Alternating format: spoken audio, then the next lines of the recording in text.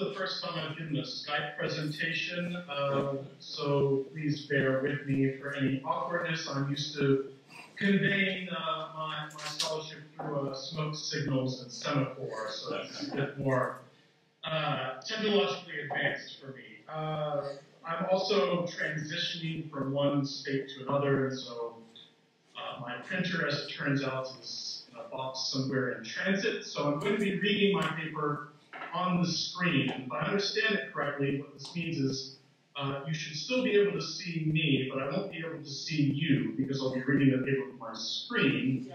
So feel free to roll your eyes, make move gestures, or vacate the premises as the situation warrants.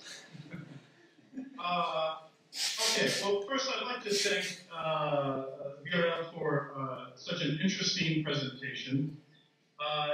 My presentation, of course, focuses on a slightly later period, which is the period from the time of the deportations till essentially the repatriation of surviving deportees back to Romania.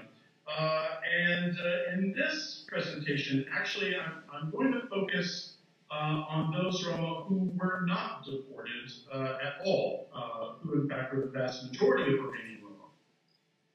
In terms of the experience of those Roma left at the home front, it must first be said that they endured many of the same trials and tribulations as their Romanian co-citizens.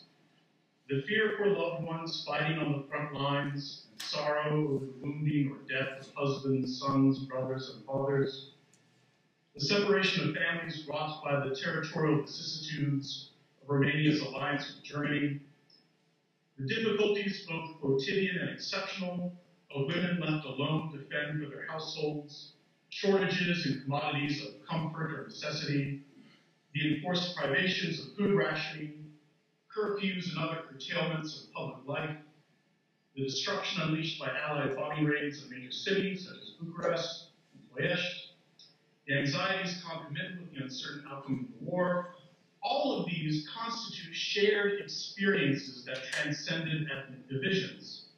The social and cultural history of the Romanian home front belongs to Roma as well, and this should be acknowledged in historiography and memorial culture.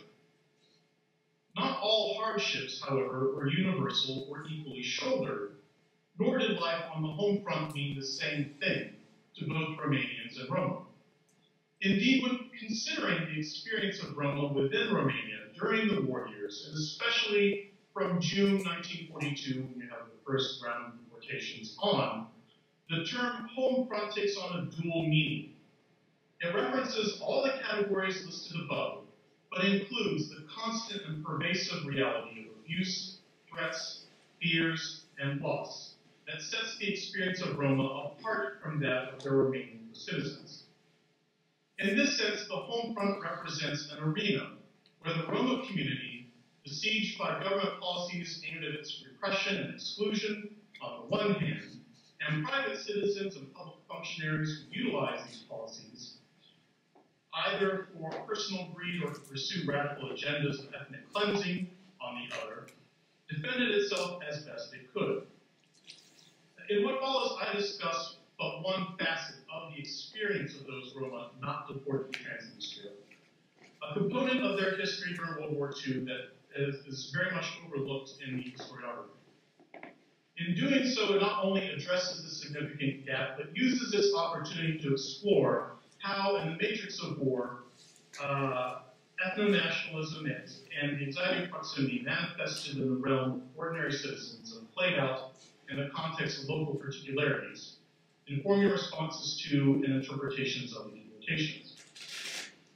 Local authorities, village mayors, gendarme chiefs, etc., used the threat of deportation to extort money and cow Roma into submission, and rumor and innuendo of the sort that Viorel mentioned to their cause with the hope of goading Roma to leave with their own volition. The Roma of Bradoș commune in Gorj County, in their petition to Antonescu, state that they were, quote, informed though it's not clear by who, though the subtext implies someone with office, that all inhabitants of Gypsy origin will be sent with their families to Transnistria, end quote. Ioan Merșanu of the Bana commune in Vaslui County, a smallholder with 2 properties, was tricked by the village notary into signing his name onto a list of quote-unquote volunteers for deportation to Transnistria. Quote, he noted that I'm a poor man without land like those other gypsies who need to leave for Transnistria to be given land, end quote. In other words, this functionary attempted to record Merșanu as a nomad, despite this clearly not being the case. As it happened, the notary was able to fool Merșanu into signing the statement because the latter suffered from severe trachomatic conjunctivitis and couldn't read the form at the time. Merșanu concluded his letter by pleading he, quote, no longer be persecuted, quote, by the notary. In addition, and that's just one of many, many different examples that I could give you of the kind of chicanery used to trick Roma into voluntarily being deported to Transnistria. In addition to the constant threat of deportation and abuse by local officials, be it psychological, financial, or physical, many Roma who remained in Romania contended with exploitative or even forced labor. Prior to the deportations, Antonescu and his cabinet discussed several possible solutions to Romania's gypsy question, including creating large internal labor camps in the Danube Delta, or possibly providing Roma slave labor to large estate owners. Roma slave labor was used in the context of the internment of nomads suspected of carrying typhus. This was actually during the 1940 anti-typhus campaign that targeted almost exclusively nomadic Roma. This is in 1940 during the royal dictatorship. Citing thefts as an excuse, Antonescu had even ordered the arrest of Roma in Pitești and other large urban areas, quote, and their isolation in forced labor camps, end quote, charging General Popescu with overseeing the matter. On May 23, 1942, 2 days before gendarmes and police conducted the general census of Roma, the Undersecretary of State for Supplies approved the use of Roma for labor in vegetable gardens belonging to the army, quote, where they may be employed to much benefit at the more difficult work of preparing the fields, end quote, and, quote, at gardens and the residence of the commandants and units where later they can be reappointed according to need, end quote. In addition to military gardens, Antonescu ordered that Roma forced labor used at new brickworks be established throughout the country. At both where barracks did not exist to house the Roma, huts would be constructed for that purpose. While it remains uncertain how many Roma were conscripted for forced labor within Romania during the war, the number was, at the very least, in the low thousands, and it appears in selecting these laborers, local authorities employed criteria similar to that used for identifying non-nomadic Roma for deportation. Those who, quote, had no means of existence, end quote, or, quote, were given to thievery, end quote. And it should be noted that these were very elastic terms, quite subject to interpretation. In Botoșani County alone, for example, gendarmes compiled a list of 240 Roma capable of performing labor either in military gardens or at brickworks, which Antonescu ordered constructed near forests and sources of water.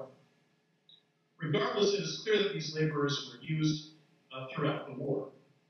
Until the records of the armed forces become more accessible, little more may be said on this subject, except to note that Roma selected for such work detail were spared the immeasurably worse fate of deportation to Transnistria. This also means that even within Romania, those not deported continue to be at risk of being exploited for slave labor. Besides those dragooned for labor service in military gardens and at these factories, Roma could fall prey to another form of economic exploitation, agricultural labor on large estates. Unlike the labor service described above, however, using Roma as field hands did not originate with the war, but rather dated back centuries, indeed all the way to the 14th century when Roma were first enslaved in the principalities of Wallachia and Moldavia. Even after their emancipation in the 1850s, many Roma continued to live and work on estate lands as contracted seasonal workers during the spring and summer months, turning during the fall and winter to other crafts such as wood carving, etc., traveling to neighboring villages to peddle their wares. Their semi-nomadic lifestyle raised the same issues during the May 25 census as it did for similar groups of Roma, and most in the end were registered under Category 1, meaning nomads, meaning gendarmes could begin deporting them starting in June 1942. This led, however, to several large estate owners complaining to the government that because their Roma laborers were paid in advance, so they claimed, for an entire season's work, and because without this cheap labor securing the harvest was impossible, the deportations unfairly affected them. For example, the State Farm in Spansov commune employed 120 Rudar with an advance sum of 100,000 lei. The farm of the Romanian Academy in Kiselec commune held contracts with 260 Rudar. The Royal State Farm in Monasteria engaged 128, and so on. Each of these estates requested that the gendarmes delay deporting their Roma employees until early August, quote, when they can be evacuated if they cannot be left any longer, as the estates have great need of them, especially at harvest, end quote. Alexandru Nederațianu, the proprietor of the Garavogana estate in Yalnița County, employed 100 Rudar and their families from the communes of Monasteria and surrounding areas. He petitioned the Ministry of Internal Affairs to allow these Roma to remain until November 1st to help with the harvest of over 1,000 acres of corn. Tellingly, however, in his petition, the heart of Nederațianu's argument resides not within notions of civic inclusiveness, but economic utility. Portraying his Roma employees as industrious and above all necessary workers at a time when other, perhaps more suitable, sources of labor were simply non-existent. Interestingly, the Oval County Gendarme Legion went one step further than the states, arguing that because the Roma in question, quote, the nomads, quote, had been stable members of society, registered with the local population bureaus, in some cases for over 20 years, they should be allowed to remain Romanian. And I have here a quote which I'm going to condense. They live in an honest manner from agricultural work with their hands at their respective farms during summer, whereas during winter they make spoons, etc., which are necessary for the population of this region. Regarding these reports, the Legion requests that these gypsies not be evacuated because they are manual agricultural laborers. We ask that you approve their evacuation be made only on the days of August 4th, 6th, and 8th, 1942, and this only with the goal of giving the farms of the state and Royal State the possibility to recoup the sums of money they have given the gypsies as an advance. Like Nederațianu, the gendarme commandant hinged his request on the economic benefits of allowing the Roma to stay, while expanding on the farmers' arguments by introducing two new elements. First, he noted that deporting local Roma craftsmen would damage the local economy by depriving the ethnic Romanian population of essential basic goods. Second, sending the Roma to Transnistria before the end of the harvest would cause the estate owners to lose money, both in terms of their initial investment in the form of prepaid contracts and in unharvested foodstuffs. Indeed, some proprietors protested against the loss of their Roma from the perspective of self-interest. One, Dr. Ștefan Ieremescu, complained that he could not replace the labor of the nearly 2,000 Roma families deported from his lands, quote, except at an extremely large price, unquote. In order to placate estate owners, Antonescu declared that Roma agricultural workers without criminal records should be left in peace. This order was not conveyed, however, to all county prefects. Noticeably left out were those in the provinces of Bessarabia and Bukovina, and in light of the model these provinces were meant to embody as ethnically cleansed territories, it is perhaps not surprising that Roma in these regions would not be exempt. Beginning in early spring 1943, however, a curious shift took place regarding the government's position on Roma agricultural laborers. Whereas before these Roma would be spared deportation, at least until they were no longer of economic importance, starting in April, the Ministry of Internal Affairs began formulating a reason for sending them to Transnistria, and this is the fascinating part, on humanitarian grounds.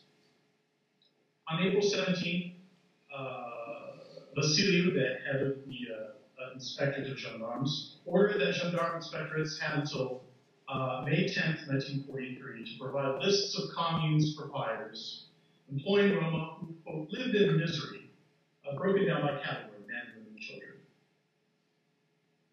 This is not to say that the issue of living conditions of Roma workers suddenly rose in the spring of 1943. As early as September 1942, Vasiliu had issued a circular order to all gendarme inspectorates in reference to semi-nomadic Roma who, quote, live at present on diverse agricultural properties and huts or houses in misery and unacceptable promiscuity, calling for them to be included in the census in preparation for the eventual deportation. A report from the Teleoban Legion from November 23, 1942, noted that the Roma employed on the estate of one Angel Cabra were, quote, exploited in an inhumane manner, living in huts naked and unfed, end quote. Yet while before April 1943, such references were few, and more importantly, remained without a response from higher up the bureaucratic ladder, after this point, the condition of these Roma attained heightened significance, as evidenced by the order noted above and a number of intensive studies prepared by gendarmes and reviewed by courts of appeal to assess the situation. Vasiliu, in a report from two presidency of council ministers dated June 7, 1943, explained that, quote, with the occasion of the evacuation of gypsies from the country, there were found colonies of gypsies settled on the estates of land magnates, living in huts and for decades held them in misery and exploited them for their labor at derisory sums without creating at least some shelters towards removing them from the misery in which they lived, end quote. These proprietors had done nothing, quote, for these gypsies, and that they continue to live in a state of misery as before, being exploited in a similar fashion.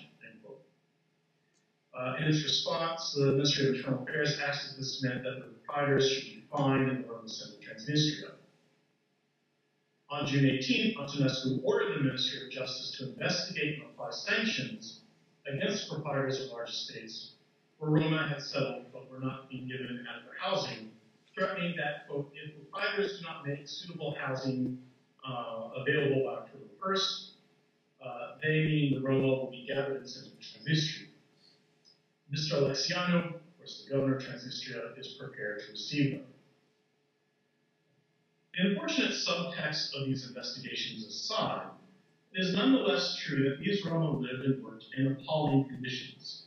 At the Colma farm, owned and operated by the Ministry of Agriculture, no less, Roma filed charges against their manager for refusing to hire 24 families and withholding payment from those Roma who did receive contracts to work at the farm. During an investigation into this matter, it was revealed that the living conditions of Roma farmhands were described as, quote, being obliged to live in black misery. The gypsies that are not engaged in work live separately, all on the estate farm, in ruined houses and huts. They declared to us that they could no longer bear the situation in which they find themselves and asked me to intervene to make the farm employ them, quote. In particular, the investigation found that the manager did not provide them with adequate food.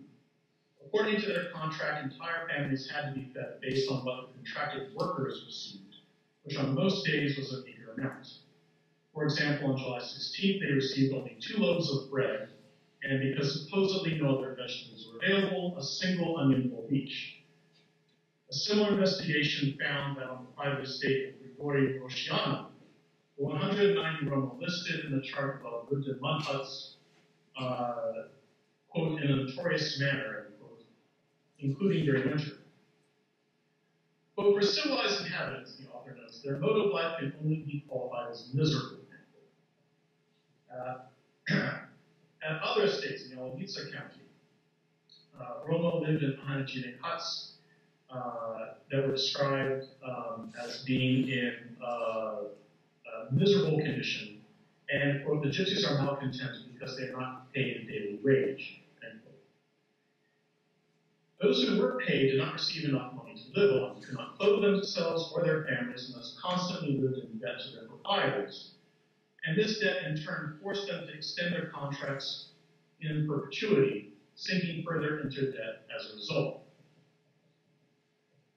The refusal of proprietors and state managers to pay living wages and or provide adequate sanitary housing for Roma agricultural laborers, and in many cases completely denying both, enforced a regime of labor exploitation tantamount to slavery. Considering that less than a century had elapsed since the emancipation of Roma slaves, ending an institution that had existed for 500 years, the relative ease with which landowners returned to the social hierarchy is perhaps not surprising. Nor was its significance lost on observers of the situation. Regarding the status of the Sadova estate, owned by the Crown domains, investigators recalled that, quote, the gypsies who lived there are descended from former slaves of the Sadova monastery. Kingdom, Crown domains, end quote. In its overall assessment of the status of semi-nomads employed by the states, the Ministry of Internal Affairs concluded that, quote, they all probably originate from the category of nomadic gypsies who provisionally settled on estates, living in huts and transferring from time to time and from place to place after whatever work contracts they could find, living in great misery and promiscuity, whereas their labor is continuously exploited by their proprietors of the estates where they work. Thus, they are found on some agricultural properties for 5, 10, 15 years. Nevertheless, with all their work, they never managed to scrape together anything for a decent life. Wandering nearly naked, summer and winter, and bearing a life of true slavery. In many parts, they are known and referred to by the local population, even thus, as slaves. End quote. The report strikes decidedly this tone in describing the condition of exploited local workers. Rather than discussing their status as being the direct result of a failure to integrate Roma after emancipation on the one hand, and exploitive labor practices on the other, although noting that such practices did take place, the author sees their sorry condition as ineluctable, for despite all their hard work, they never succeeded in piecing together a decent quality of life, as though the chains of bondage, once lifted, were revealed to have not been the reason for Romani turpitude after all. Hence, while Roma on estates were by and large spared the nightmare of Transnistria, they were forced to continue enduring the conditions of the estates. Their exploitation demonstrates the degree to which the legacy of slavery continued to inform ethnic Romanians' perception of Roma as an uncultured people, useful only for brute labor. Tools that could be used to advance Romanian civilization, yet hopelessly uncivilized themselves. Now, there are many other facets of the Roma experience during the home front that I could discuss, but since we're already running over time and we want to have room for discussion, I think I'll end my presentation there. Thank you.